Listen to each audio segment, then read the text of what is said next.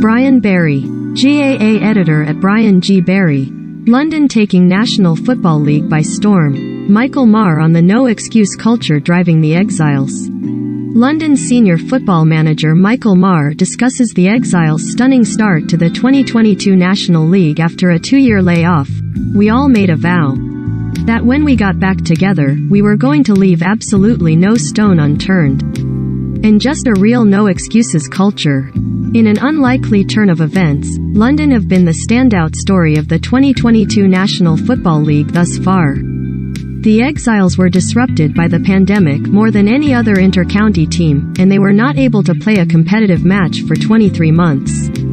Sponsored link. Du ta Luke Arth SUV 2021 T Kai Mi XX. SUV, Kania Kosna. Recommended by. The forced standstill was not an ideal start to Michael Maher's reign. He was one of 12 new inter-county managers at the start of the 2020 season. Of that dozen, 6 have already departed their roles. Desi Farrell, Padraic, Joyce, Seamus McInerney, Rory Gallagher and David Power remain, along with Maher. But the London boss reign is only truly getting underway now. And what a start it has been to 2022. Wins over Carlow, Waterford and Leitrim have catapulted the Exiles to the top of the Division 4 table. No excuses.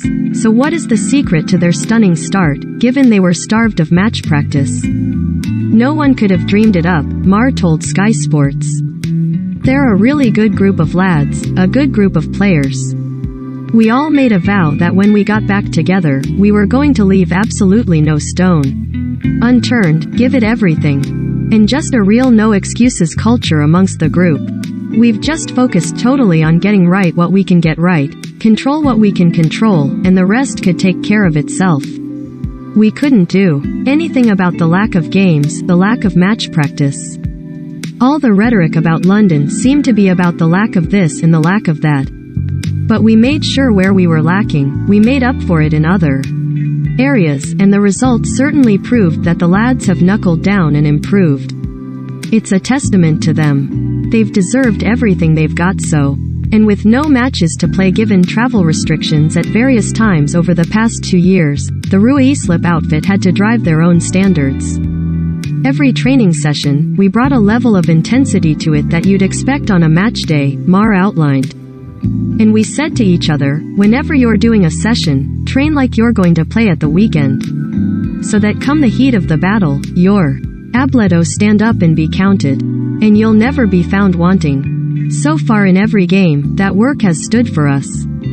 It certainly has. London trailed at halftime in all 3 of their games so far, but managed to turn it around on each occasion. Maher described the team's mentality as a never-say-die attitude. There's a will to win there that I've never seen before. And it's absolutely wonderful, he added. It has been 3 comebacks now. It could have gone either way today. Leitrim were a good team. Just the wonderful spirit, never-say-die attitude. They're a very good footballing group as well. And it is an eclectic mix of players which is driving the 35-strong panel. 15 have played for London before. So we have 20 new people in our panel, Maher explained. In that 35, we have 10 London-born players and 25 Irish-born lads. So it's a great mix, youth and experience, couple of lads that have played with London before and a hell of a lot who haven't. It's been very important that the lads that were in with the panel before, that they help to blend the new lads in and make sure the new lads are coming in and buying straight in. I was more nervous in that plane than I was in the last minute of that game. Maher was en route home on Sunday evening when he took the call to chat through their latest triumph.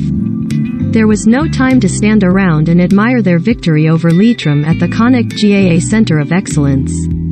It was straight back to Knock Airport for a Flighto Stansted, and if he thought that Storm Franklin had impacted Sunday's football, it affected the flight even more so. It took 4 goes to get her down, onto the Stansted runway.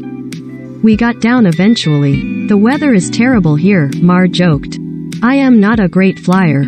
I was more nervous in that plane than I was in the last minute of that game today. He returns to his day job as a PE teacher on Monday. And the process starts again. Wexford come to town next Sunday, but London will no longer enjoy the Elementoff surprise.